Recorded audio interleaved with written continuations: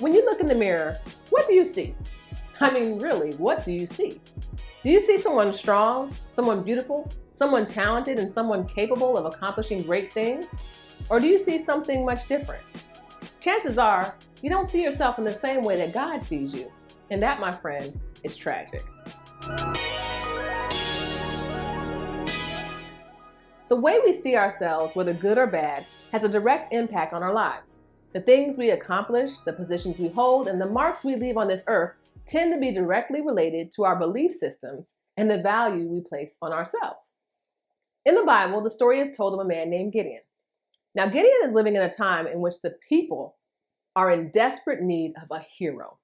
They need someone who will step up to the plate and lead the people into battle.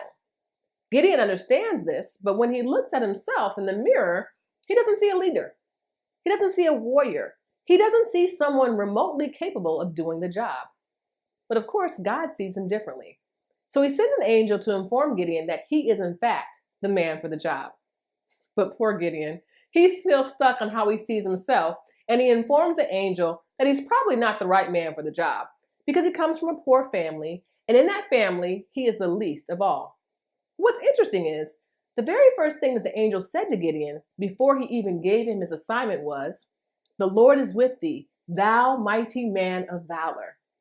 Here the angel is telling Gideon who he is and how God sees him. But somehow Gideon totally dismisses that and continues to focus on the things that seemingly disqualify him. Isn't that interesting?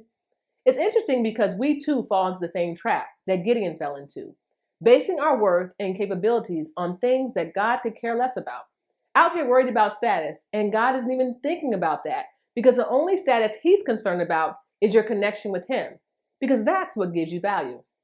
It doesn't matter what other people think of you. It doesn't matter what your degree is or isn't. It doesn't matter what's in your bank account. It doesn't matter what part of town you live in. And it certainly doesn't matter what family you were born into. What matters is the value that God has placed upon your life.